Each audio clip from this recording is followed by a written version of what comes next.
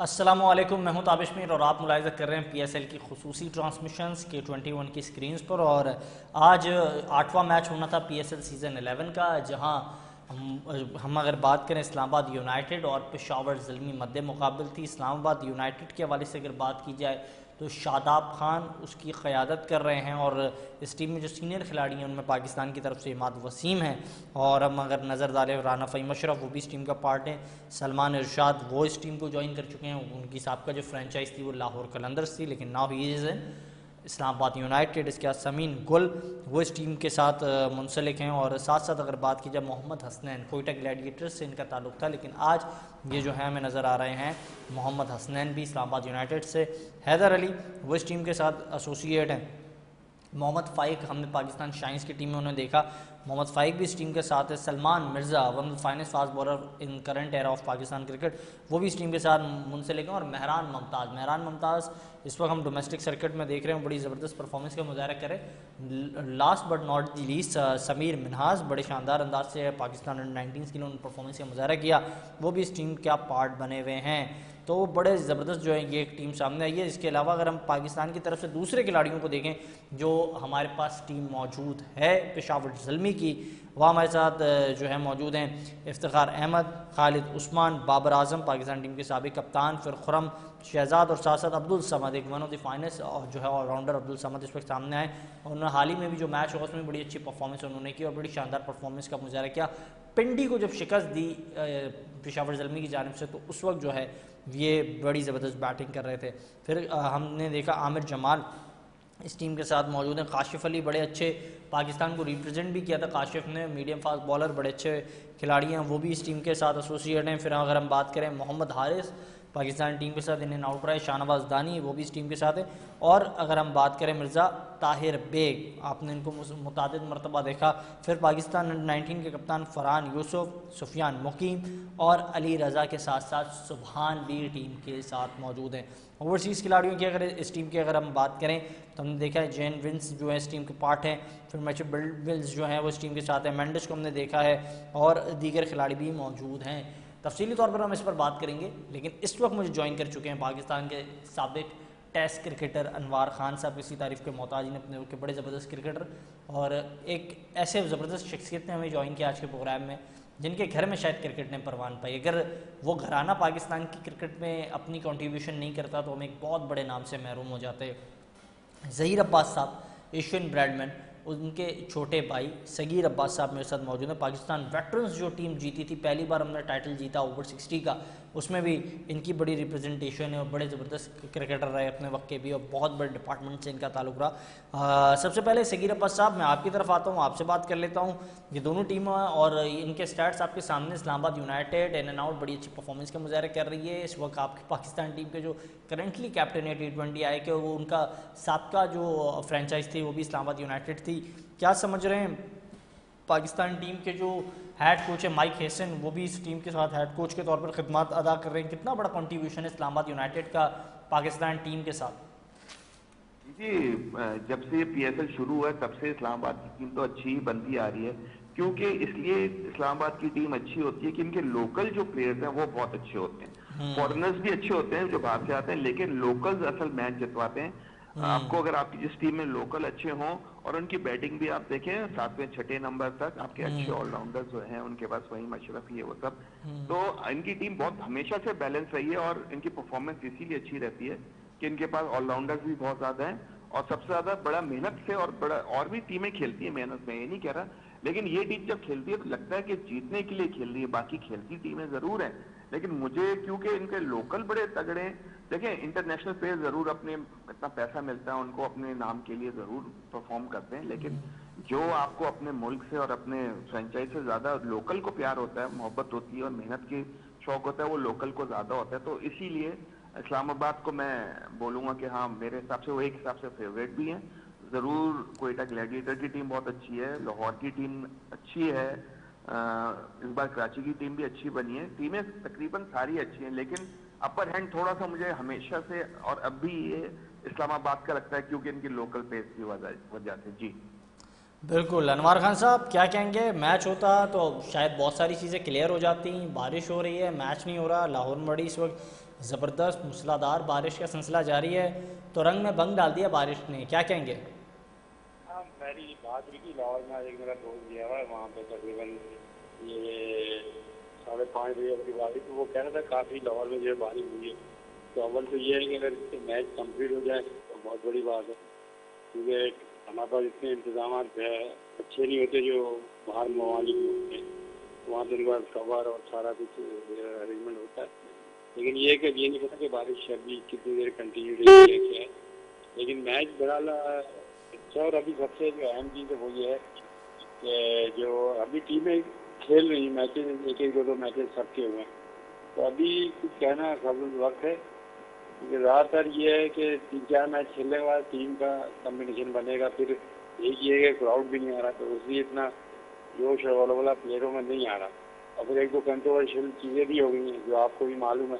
और आगे वो कंट्रोवर्शियल चीज़ें ये होनी नहीं चाहिए थी। बहरहाल 2 इंसिडेंट जो हो गए ये अच्छे नहीं हुए, क्योंकि एक तो पाकिस्तान जो वैसे ही क्रिकेट आजकल थोड़ी सी नीचे आई हुई है, और ये छोटी छोटी चीज़ें हो जाएँ तो इससे थोड़ा सा अफेक्ट होता है। और अभी 3-4 मैच के बाद तो ये टीमें हो जाएंगी। फिर क्राउड का भी इन्होंने कहा है कि हम शायद परमिशन दे दें, तो उससे काफ़ी फर्क पड़ेगा। और ये 3 से 4 मैच लेंगे टीमें, मतलब सेट होने में इतनी जल्दी ये सेट नहीं होगी। इनका कम्बिनेशन बनेगा सबका नया, जिसमें जैसे एक हैदराबाद की टीम अब नहीं आई है, तो अभी उनका तो कम्बिनेशन मेरे हिसाब से बन ही नहीं रहा।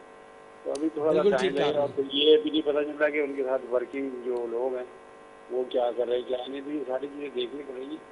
और प्लेयर तो लोगों ने जो अवेलेबल थे उन्हीं में से ये इन्होंने प्लेयर लिए हैं, जो आउटसाइडर भी हैं, प्रोफेशनल और लोकल भी जो है। तो ये थोड़ा सा बिल्कुल सही होगा। और कहा फिर आपने, बिल्कुल वजह हैदराबाद फरमाया। टीम के अनवार लिए खान बस साहब थोड़ा है गुफ्तगू कर रहे कि थे। अभी वो सगीर नए साहब, मैं नए आपकी आए हैं, तरफ उनके आऊँगा, साथ आपसे जानना चाहूँगा। हाँ। पाकिस्तान सुपर लीग सीज़न 11 अब तक 4 दिन हो चुके हैं, आज 5वां दिन था इस इवेंट का, और काफ़ी ज़्यादा कंट्रोवर्सीज हो चुकी हैं। अगर हम देखें, पहला दिन जो रहा नो क्राउड और नो ओपनिंग सेरेमनी, फिर मैच शुरू हुआ तो बॉल जो है पिंक हो गई, फिर नसीम शाह का ट्वीट सामने आया, फिर सिक्योरिटी प्रोटोकॉल जो थे वो बड़े सख्त थे इस इवेंट के, फिर बॉल टैंपरिंग वाला एक मामला सामने आया, फिर नसीम शाह पर फ़ाइन हो गया पीसीबी की जानिब से, शाहीन शाह अफरीदी पर 10 लाख का जुर्माना हुआ, हसन अली पर जो है फ़ाइन किया गया। इसी के साथ साथ अगर बात की जाए, लाहौर कलंदर जो है उसको पेनल्टी का सामना करना पड़ा 5 रन। फिर फ़खर जमान जो है आज उसके केस से मुतालिक बड़ी अहम डेवलपमेंट सामने आ गई है, और कहा जा रहा है कि उनको भी 2 मैचेस जो हैं नहीं खेलने दिए जाएंगे, बैन लगा उन पर भी। तो क्या समझते हैं, अब तक बड़ा कंट्रोवर्शियल हुआ है ये इवेंट? जी, ये पहली बार ही इस तरह का हो रहा है। हालांकि पहले से कितनी क्रिकेट हमारी हुई है, कोई इस तरह का हमारे ऐसा कोई कभी हुआ नहीं। देखें ये जो हो रहा है, यकीनन देखें सबसे पहले तो नसीम शाह का है। ऐसा केस आप किसी को किस तरह बोल सकते हैं, अगर वाकई आपने, खैर ऐसा हो नहीं सकता कि ट्वीट का मसला ना हो, वो तो आपको पता है कि यकीन अपने आप को कवर करने के लिए कह रहे होंगे। उनका कोई जवाब नहीं बनता किसी को किस तरह बोलने का। जी कोई भी आ रहा है, कोई भी जा रहा है, आपकी वो वहाँ की मिनिस्टर हैं, यकीनन तो आप कैसे उनको कुछ कह सकते हैं, सारी बातें। और बॉल टेम्परिंग, देखें बॉल टेम्परिंग भी फखर जमान तो बड़े कॉन्फिडेंट है, लेकिन यकीनन कोई ना कोई एविडेंस, तो पिक्चर जो दिखा रहे हैं 100% कोई ना कोई एविडेंस होगा। या हो सकता है वो इत्तेफाक से वो छुपाने की कोशिश कर रहे हो, बॉल किसी और ने बनाई हो। ये तो लेकिन कैमरे या मुझे उनको पहले पता मुझे चला हो पहले ये कि बताइएगा सर, मुझे ये बताइएगा सकीर साहब, कि समझते हैं जो नसीम शाह पर 2 करोड़ रुपए का ये फ़ाइन लगा, ये मुनासिब था? अगर उन्होंने ट्वीट नहीं किया, उनके मैनेजर ने किया, क्योंकि जो उन्हें सज़ा मिली है शायद हिज़्ब इख्तिलाफ की जमात ने ज़्यादा पॉइंट स्कोरिंग कर ली, उसकी वजह से ज़्यादा सज़ा मिल गई है। नहीं, ये बहुत ज्यादा है। 2 करोड़ रुपया जुर्माना करना, तो मेरा नहीं समझता कि इतना सारा कोई बैन लगा देते।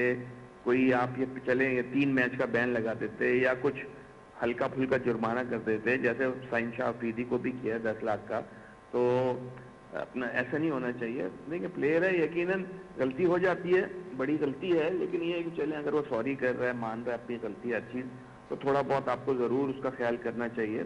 नॉर्मल फाइन करते, 1 आध मैच बैन कर देते। इससे ज़्यादा आप क्रिकेटर को आप मेंटली तौर पे डिस्टर्ब ना करें। अगर वो एक बड़ा टूर्नामेंट खेल रहा है उस टाइम पे यकीनन इतना बड़ा डिसीजन लेना, देखें 2 करोड़ इंसान बड़ी मुश्किल से कमाता है आजकल, फिर भी थोड़ा आसान है, लेकिन इतना बड़ा फाइन मैं नहीं समझता कि होना चाहिए था। तो जरूर बैन हो जाता है एक आध मैच, थोड़ा सा कम पैसे हो जाते, 10-20 लाख करते थे, फिर तो समझ में बिल्कुल आता था, बजा लेकिन फरमाया मेरे आपने। हिसाब अच्छा, से मुझे काइंडली ये बताइएगा अनवार खान साहब, आप भी इस बात से मुत्तफिक हैं नसीम शाह पर जो उनको सज़ा दी गई मुनासिब थी या फिर बहुत भारी सज़ा दे दी उन्हें?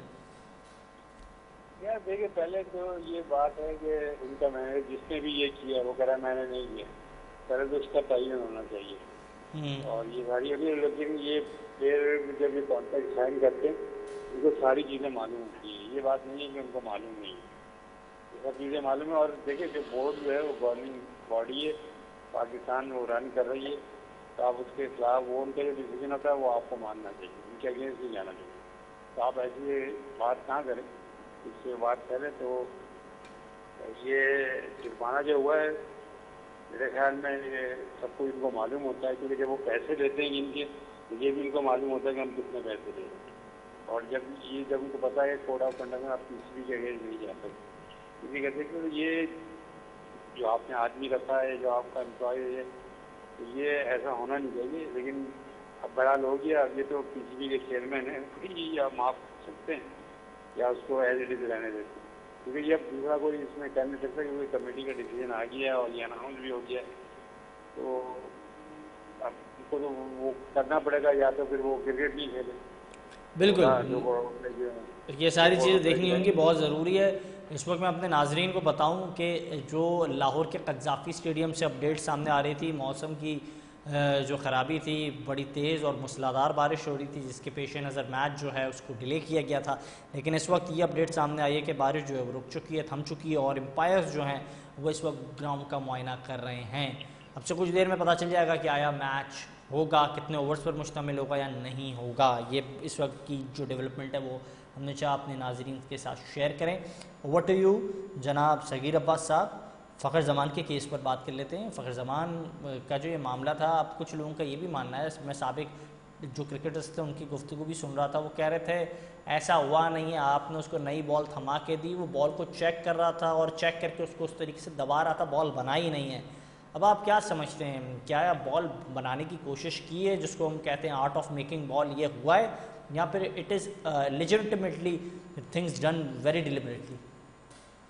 देखिए कुछ ना कुछ तो बॉल के साथ ये हुआ है, ऐसा हो नहीं अच्छा। सकता कि बॉल के साथ ऐसा कुछ ना हुआ हो। देखिए बॉल खराब हो नहीं सकती, थोड़ी की है, कैसे खराब हो सकती है? या तो कोई बहुत जोर से कोई छक्का लगा हो, किसी ग्रिल पे जाके लगी हो, या किसी कोई बाहर पत्थर पड़ा हो मोटा सा, उस पर बॉल लगी हो, फिर तो शायद हो सकता है कहीं फट गई हो या बॉल में थोड़ा बहुत निशान पड़ गया हो, यही हो सकता है। और अमूमन ये होता है कि अब इस तरह का होता है तो बॉलर भी जाने देते हैं, यार चलो कोई बात नहीं, अगर नहीं पता चल रहा है एम्पायर को तो चलने दो, क्योंकि वो कोई टेम्परिंग किसी ने नहीं की, क्योंकि कोई एविडेंस नहीं आ रहा आपके पास, तो वो चलें। फिर भी अनफेयर तो वो भी है, लेकिन आप चलो थोड़ा बहुत चला लेते हो। लेकिन अगर आपने टेम्परिंग की है और आपके इस तरह आपने छुपाने की कोशिश की है, देखिए हाइट आज के इतने कैमरे लगे होते हैं, आप कोई चीज छुपा नहीं सकते, यकीनन कोई ना कोई एविडेंस कैमरे का। सर इससे बेहतर नहीं होता बॉल चबा लेते? इससे लेकिन जो बेहतर प्रोड्यूसर होता है ना आपके, जो ये नहीं, मैं कह रहा हूँ जो कुछ हुआ इससे बेहतर तो था बॉल चबा लेते, शायद बच जाते। नहीं, वो तो बिल्कुल ही कुछ ना समझने वाली बात की, दुनिया देख रही है, बल्कि पूरा क्राउड देख रहा है, कैमरे को तो छोड़ दें, वो तो अरे कुछ वो चबाने वाला सीन तो आप छोड़ ही देना, वो तो उसको बात ही ना करें, वो तो पता नहीं। चले मैं अनवार खान साहब से पूछ लेता हूँ। अनवार खान साहब, आप भी अपने वक्त के बहुत बड़े क्रिकेटर थे, आज के दौर में शायद कैमरे बहुत सारे हैं, माजी में तो जब रिवर्स स्विंग होती थी तो ये चीज़ें बड़ी कॉमन थी, बॉल बनाने वाली जो आर्ट था।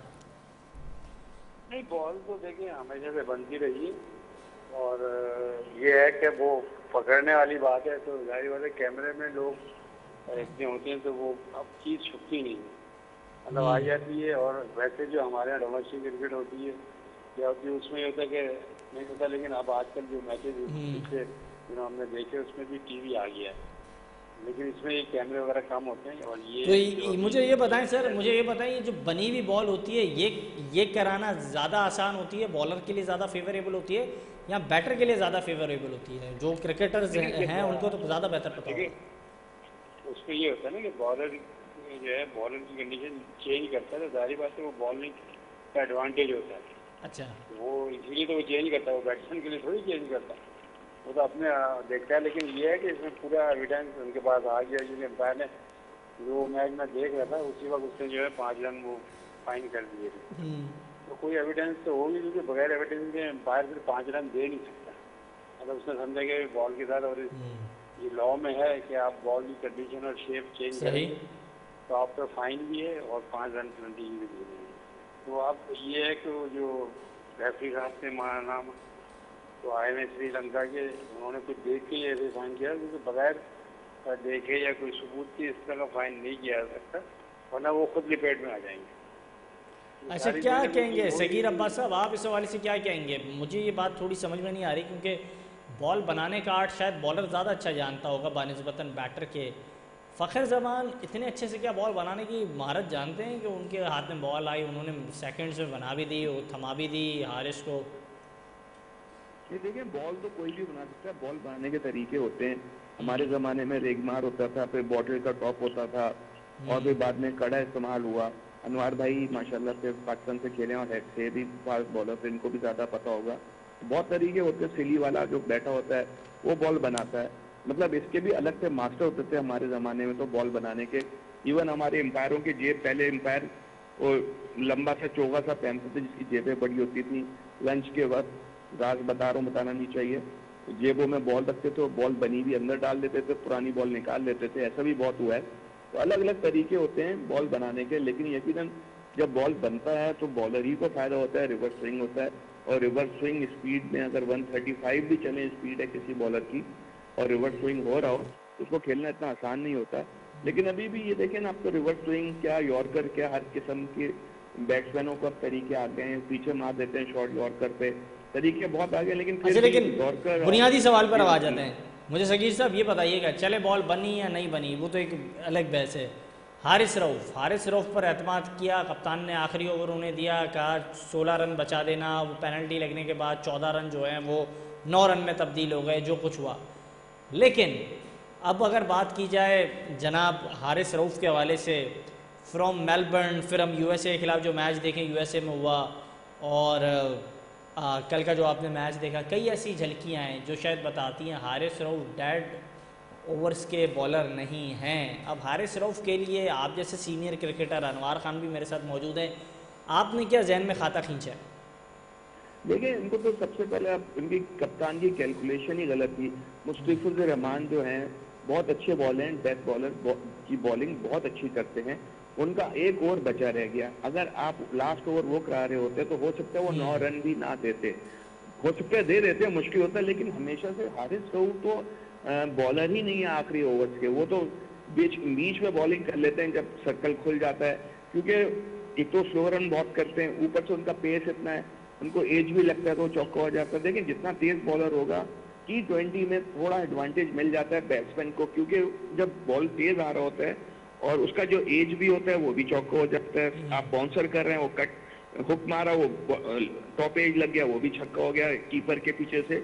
तो आजकल की क्रिकेट में थोड़े फास्ट बॉलर बैकफुट पे इसलिए चले गए कि ना वो इतनी शॉर्ट पिचें करते हैं, ये या तो करते हैं तो स्लो बाउंसर करते हैं, जो कि हाइट उनके सीने तक होती है। अगर आप सर तक करेंगे एक तो वो हो जाएगा, तो उसके वो अमन कट लग के या जो भी होता है बॉल की स्पीड से वो थर्ड मैन पे या फाइन लेग पे या सर के ऊपर से चौका हो जाता है। अच्छा, मुझे ये बताइएगा जनाब अनवार खान साहब, काइंडली आप इस हवाले से मुझे गाइड कीजिएगा कि एक जानब अगर हारिस रऊफ के हवाले से बात भी की जाए, उनके पास पेस मौजूद है, लेकिन वेरिएशन से मुतालिक बार बार बात की जाती है, वेरिएशन नहीं है। इतने सीनियर बॉलर हैं, इतने वक्त के साथ खिलाड़ी बहुत सारी चीज़ें अडेप्ट कर लेता है, सीख जाता है। हमारे आज के बॉलर सीखना नहीं चाहते हैं या कोई सिखाने वाला नहीं है, मसला क्या है?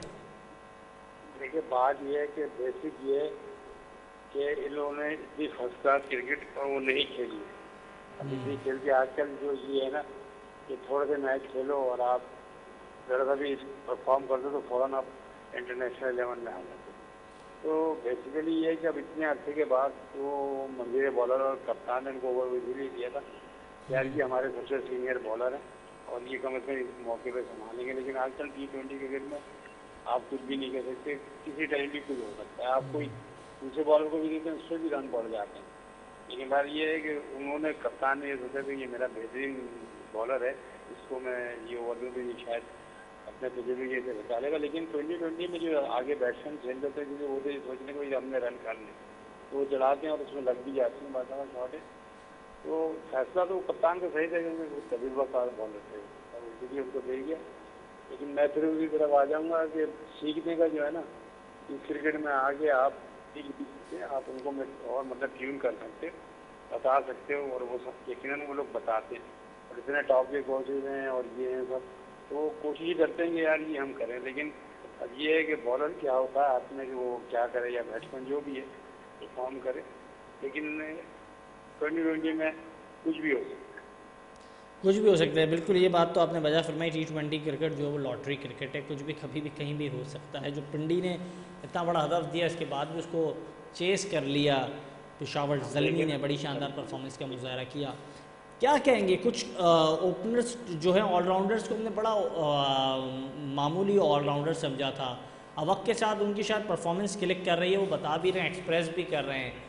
सगीर अब्बास साहब, मैं आपसे जानना चाहूँगा, इस वक्त बड़ी ज़बरदस्त बैटिंग का परफॉर्मेंस का मुजाहरा कर रहे हैं जनाब अब्दुल समद साहब। कौन? अब्दुल समद।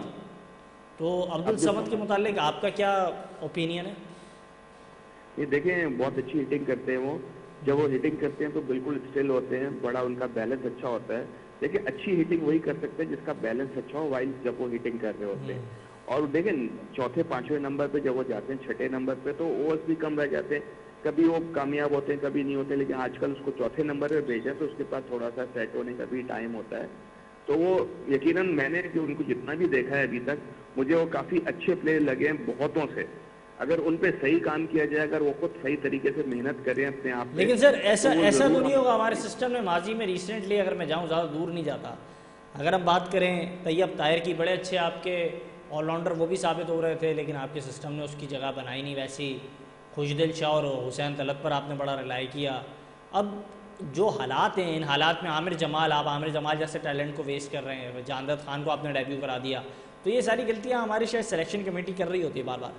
देखिए, हमारे जो है ना स्लॉगर्स को ज्यादा पसंद करते हैं हमारे सिलेक्टर्स और कप्तान। मुझे ये नहीं समझ में आता क्यों।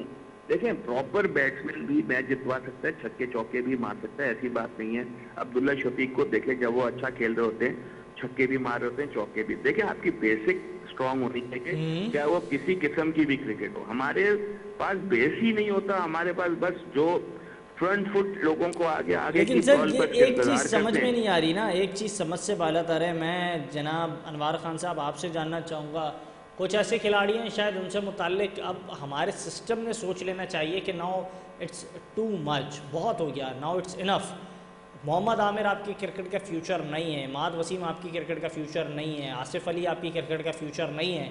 इसके मुतबादिल के तौर पर जो डोमेस्टिक में परफॉर्म कर रहे हैं उनको शायद जो हमारी पीसीबी उसको ज़ोर देना चाहिए, फ्रेंचाइज मालिकान को कह के आप जो खिलाड़ी शायद पाकिस्तान की क्रिकेट का फ्यूचर है उन पर इन्वेस्ट करें, उनको लेकर चलें, ताकि हमें पीएसएल के ज़रिए कुछ बेहतर प्रोडक्ट मिल जाए। क्या कहेंगे अनवार खान साहब? देखिए, एक्चुअली जो आपको ये सारा फर्क पड़ा ना, आपकी जो डोमेस्टिक क्रिकेट खत्म हुई है या खराब हुई है, वो सबसे पहले ये सगीर भी खेलते रहे या ये से भी खेलते हैं वहाँ से भी, तो इनको मालूम है कि पहले डिपार्टमेंट और रीजन या एसोसिएशन की क्रिकेट होती थी और इतनी टफ होती थी, उसमें जो प्लेयर निकल के आता था 2-3 साल की परफॉर्मेंस देखी जाती थी। एक या 2 मैच या 10 मैच में नहीं देखा जाता था। और आजकल जो हो रहा ना कि 2 मैच वो खेलता है, रन कर दिया तो लोग उसको कहते हैं जी इसको खिला लो। और 1-2 लोग तो ऐसे हैं वो बाकायदा इससे व्हाट्सएप पर डालते रहते हैं ये प्लेयर ऐसा हो गया, भाई उसको खेलने दो, 2-3 साल खेलने दो, उसकी फिटनेस देखो। और ये सारा जो गैप आ रहा है इसमें ये आ रहा है, जब तक आप डोमेस्टिक क्रिकेट को सही नहीं लाएंगे और सही लोगों के हाथ में नहीं देंगे तो ये चीज़ें सही नहीं होनी। सब आएंगे अपना 1-2-3 गेम खेल के, और ये तो आप अभी बात कर रहे हैं पाकिस्तान क्रिकेट की क्रिकेट नीचे आ गई। आपको मैंने कितने 1 साल पहले शायद मेरी आपसे बात हुई थी, मैंने आपको क्या कहा था? जी आपने यही कहा था सर, मुझे याद है कि मोहसिन नकवी साहब के आते ही अब क्रिकेट बर्बाद हो जाएगी, हॉकी की तरफ जा रही है, ये हॉकी की तरफ जा रही है पाकिस्तान। और वही हो गया, तो इनको मतलब सही अच्छे लोगों को बिठाना चाहिए। और सर आज भी आप समझते हैं पाकिस्तान की क्रिकेट का जो इस वक्त हशर नशर हो रहा है उसके जिम्मेदार चेयरमैन साहब हैं? नहीं, देखिए चेयरमैन साहब को, लेकिन जो लोगों को वो दिया है वो तो क्रिकेट जानते हैं ना, लेकिन आप अपना पहले सबसे पहले उसको फर्स्ट क्लास का स्टेटस तो सही करें। तो उसमें 2020 भी है, वनडे भी है, पहले होती थी। और बाकी जो प्लेयर निकलते थे वो आपके पास सामने है कि वो कितना लंबा खेलते थे। नहीं सर, अभी क्या कह रहे हैं अनवर खान साहब, क्या करें? अब मोहसिन नकवी साहब के लिए तो शायद आकिब जावेद बहुत बड़ा नाम है, बाबर आजम ने पाकिस्तान के लिए बड़ी खिदमत दी हैं, अब उनको तो कोई बताएगा नहीं, वो खुद ही क्रिकेट से इतने हमांग नहीं है ना। सबसे पहले तो ये होना चाहिए जो अभी जल्दी रिटायर होते हैं ना टेस्ट क्रिकेट से, वनडे या 2020 से, उनको तो मैनेजमेंट में नहीं लाना चाहिए, क्योंकि ये आके फिर अच्छा, मतलब आप असद शफीक और बात करें मिसबा उल हक की, असद शफीक की, सरफराज की? देखिए नहीं, इन लोगों को मतलब क्या है कि इनको थोड़ा टाइम बाहर रखना चाहिए, क्योंकि जब ये नए नए आते हैं तो ये सारे जो है ना वो बदले निकालते हैं, और बदले निकालने से ये होता है कि आगे क्रिकेट नीचे बैठ गई। आप देख रहे जो सरफराज का जो दौर था वो बेहतरीन दौर था, और आज जीते हुए को हटा के आपने जो किया उसका नतीजा आज आपके सामने, ये सारी चीज़ें। और इन लोगों को मतलब सिलेक्शन में फ़ौरन नहीं लेना चाहिए, इनको दे टाइम दे थोड़ा, या एक्सपीरियंस क्रिकेटरों को लेके आए जो पुराने हैं, वो कम से कम ये सारी चीज़ें नहीं करते बिजनेस जैसे, और जिसका उन्होंने टारगेट हो जाए कि सबसे पहले इसको बाहर करना, वही बाहर हुआ। चले ये जो आपकी बात है ये मैं ज़रा जान लूँ, सगीर अब्बास साहब भी मौजूद हैं। सगीर साहब, आप इस बात से मुत्तफिक हैं क्रिकेट का इस वक्त अशर नशर चेयरमैन साहब ने किया है, उन्होंने जो टीम बनाई उन्होंने किया? चेयरमैन साहब की बात कर रहे हैं तो चेयरमैन साहब को खुद तो क्रिकेट के बारे में कुछ पता नहीं है। अब देखें, उनको टीम अच्छी चाहिए थी, जो कि उनको टीम अच्छी नहीं मिल रही। ले दे के आपके पास 4 या 6 लोग हैं। अच्छा, आप पुराने लोगों को ले आते हैं जो ऑलरेडी आपने उनको निकाल दिया होता है गंदी परफॉर्मेंस की वजह से। अब वो दोबारा आएंगे क्या उनसे अच्छी परफॉर्मेंस ले लेंगे? अब वो कैसे ले सकते हैं? जब आप बार बार उन्हीं एक दूसरों को लेकर आते हो, जैसी परफॉर्मेंस है उनको तो कोई मसला ही नहीं हो, तो उनको पता हम दोबारा से आ जाएंगे। लॉबी एक है, लोग एक हैं, चेयरमैन एक है, उनके वो फेवरेट हैं। क्रिकेट कैसे अच्छी होगी जब तक आप बिल्कुल देखें। ये लोग कौन जाता है मैच देखने के लिए? अब ये T20 कप हुआ जो आपका डोमेस्टिक, कौन सिलेक्टर उधर मौजूद था? एक सिलेक्टर मौजूद नहीं था। आप टीवी पे देख के कैसे आप पता लग सकते हो? अब इनको यही नहीं पता। देखे, अच्छी टीम के खिलाफ जो फंसे हुए मैचों में स्कोर करता है वो असल स्कोर काउंट होता है। हल्की टीमों के खिलाफ और नॉर्मल टीमों के खिलाफ और नॉर्मल सिचुएशन में क्रिकेट अच्छी है वो तो कोई भी स्कोर कर सकता है। आप लोगों को जाके देखना पड़ेगा, प्रॉपर काम करना पड़ेगा।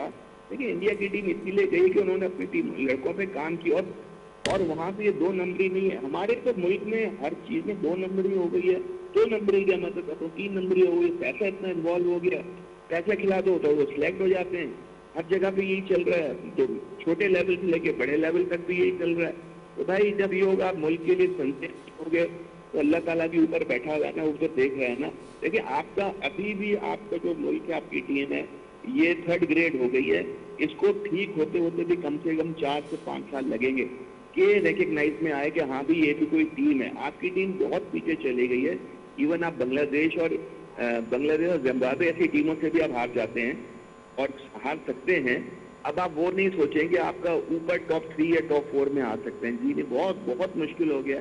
मैं नहीं समझता कि जब तक इन पर प्रॉपर काम ना हो और लड़के खुद भी सिंसियर ना हो, आप कुछ कर सकते हैं। बहुत बहुत खुदान आ गया है और आपकी क्रिकेट समझ लें जीरो हो गई है। बहुत मुश्किल है इसको दोबारा से उठना।